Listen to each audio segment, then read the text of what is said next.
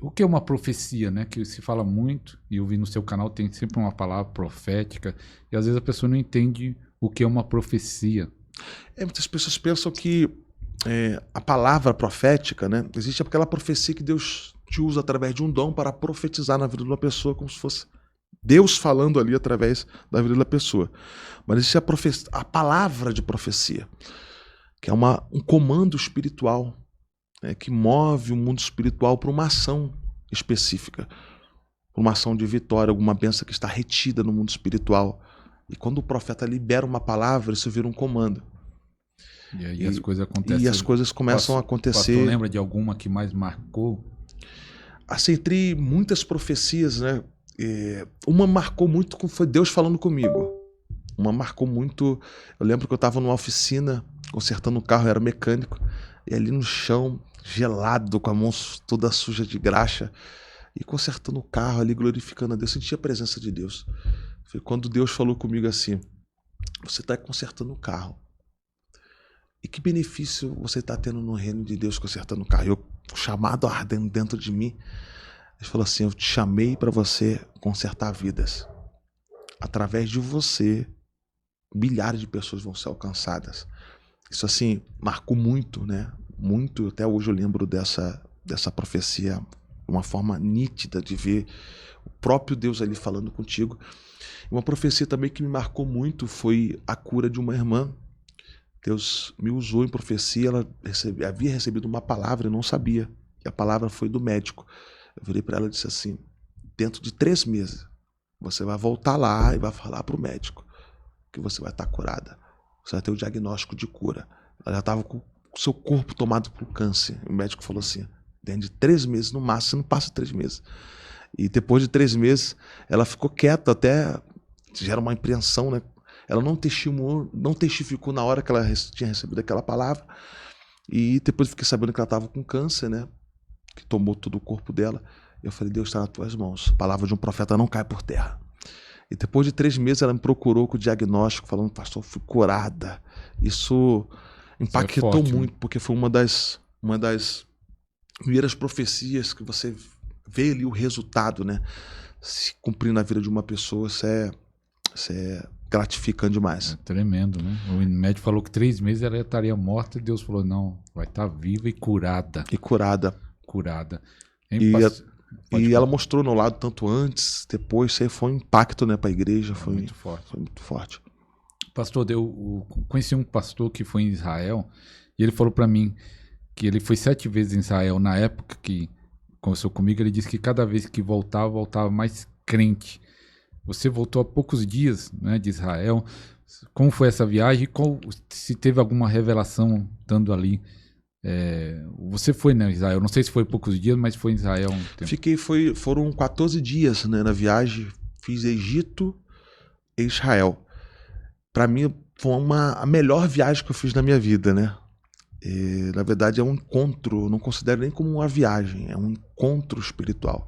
Você sai de lá com uma outra dimensão do que é o espiritual, do que é Deus.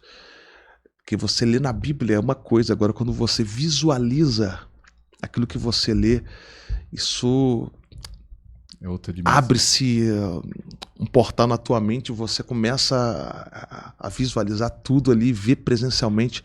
É uma viagem assim sobrenatural. Me marcou muito foi o Sinai. O Sinai fica no Egito. Foi no Sinai que Deus falou com Moisés, entregou as tábuas dos 10 mandamentos. O Sinai que Deus falou que é um monte, considerado como um monte de Deus, o lugar da sua habitação, o lugar que Ele escolheu para ser sua morada eterna.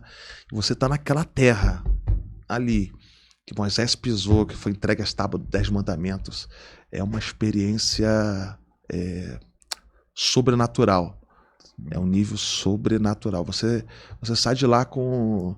Você passa por uma nova conversão. Você sai de lá com a nova conversão. Você passa por um processo de imersão. E muitas revelações e direções lá são dadas da parte de Deus. E uma das que Deus falou comigo foi recapitulando o que eu recebi lá no começo do meu chamado. Ele está próximo a voltar. Muito breve, muito próximo. Então, o que ele tem para fazer, ele tem pressa. Então não tem tempo mais de dar desculpas, de se prostrar, de olhar para as dificuldades. Chegou o tempo mesmo de se lançar 100% para o chamado, para o ministério.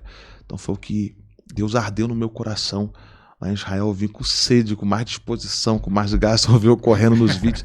Então agora eu vou correr mais ainda, vou pregar mais ainda, vou fazer mais live. Então essa sede, porque Deus tem pressa.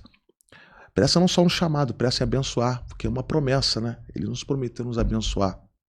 Onde colocarmos a planta dos pés, colocarmos as mãos.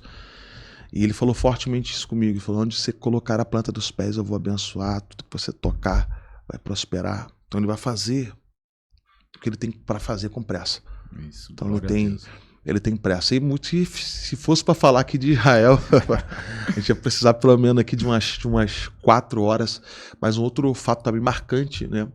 Em Israel é a via dolorosa. Você passar ali por onde o Senhor Jesus passou.